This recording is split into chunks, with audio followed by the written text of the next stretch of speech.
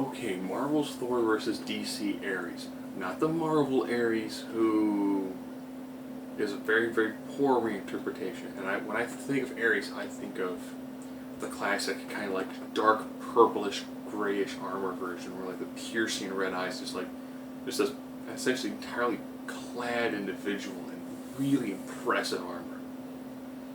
Versus of course Thor.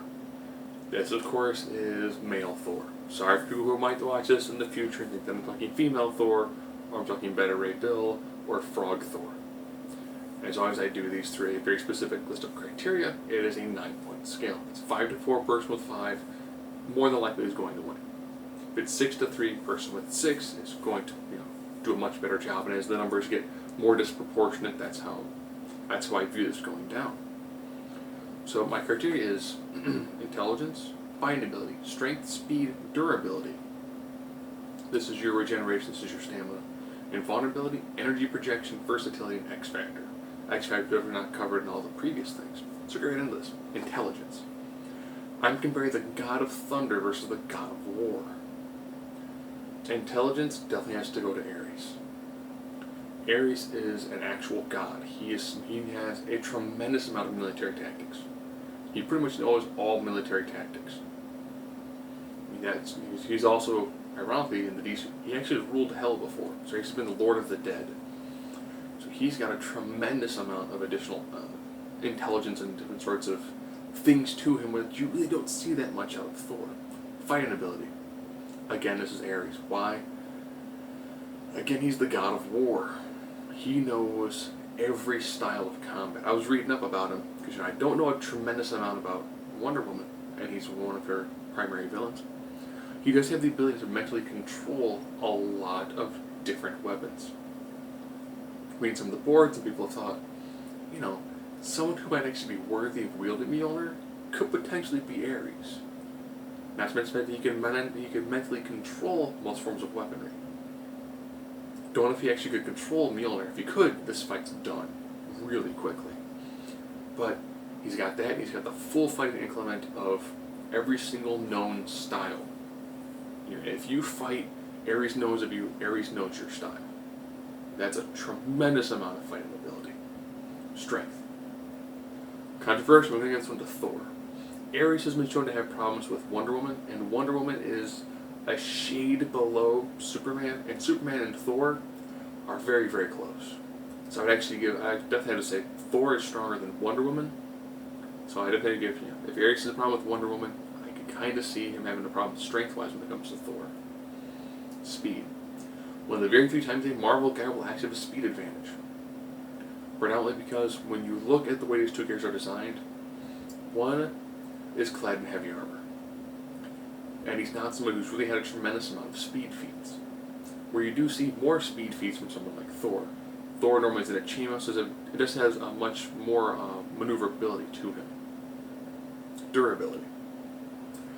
This one I had to look at, they both have regenerative capabilities, but Thor has actually had some better stamina ones.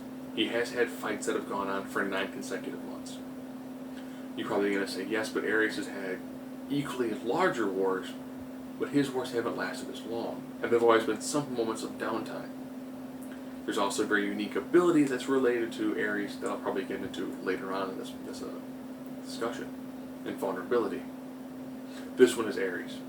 Ironically, when you read about it, you have to have things the Amulet of Harmonia, or you have to actually attack him not using anger or hatred, or rage. Yes, when I say Wonder Woman actually was able to kill him by cutting his helmet in half, that's because she actually attacked him out of love. Yes, the easiest way to defeat Ares is to fight him out of love. Love, compassion, kindness are the things that really truly rob him of his levels of vulnerability. Beyond that, he's going to take some pretty stiff shots from Thor, and he's still going to be standing.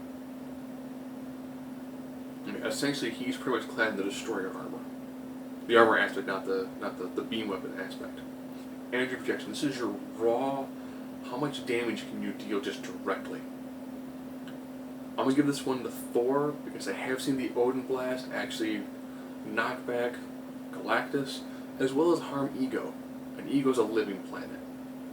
when it comes to things that I've seen Ares do, Ares, he's not one for the big energy blast. He has the ability to, he doesn't want to do that because he likes that nice, long, drawn-out fight.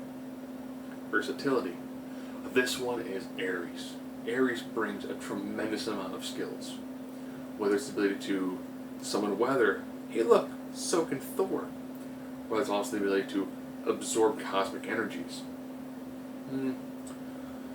He also, since he spent some time as Lord of the Dead, he actually can control and reanimate the dead.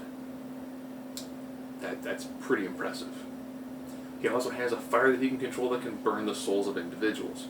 Pretty sure that's probably going to be something that Thor hasn't dealt with. So he brings a lot of other tools to the table. Now it comes down to X Factor. And this one's going to give to Ares. So the god of war, Ares, should be able to beat Thor, the god of thunder. Here's a big reason why. One of the things that Ares does is Ares gains a lot of power from war, conflict, anger, rage, hatred. So as this fight goes on, you know what? Thor isn't somebody who fights in a very calm, controlled manner. He will initially, as this fight begins to wage on, Ares is going to use a couple of mind games on him, and it's going to make Thor get pissed. Pissed Thor will increase Thor's strength, of course. It will also drastically increase the amount of strength that Ares has. What's going to happen then? Angry Thor will get angrier, which will make Ares stronger. And as the hatred and the rage, and as this fight wages on more and more and more, you're going to start to see a point where Ares is going to start being just constantly upgrading, and he's going to also start getting better invulnerability, better strength, better speed, better durability. He's all of a sudden going to become, it's almost like fighting like Hunter Prey Doomsday. As this fight goes on, Ares is going to get stronger, stronger, stronger, because he's going to take on somebody who's going to just be feeding him the whole time. He'll be absorbing so much of that psychic energy. Not to mention the fact that he's got a tremendous amount of telepathic abilities that he's probably able to use to also slightly nick every now and then at Thor. Yes, Thor is a warrior's mind, so he can't be fully controlled, but just enough to kind of hit some surface areas, just to get enough to really tick Thor off and to kind of push him off his game. So out of these two, the God of Thunder will lose to the God of War.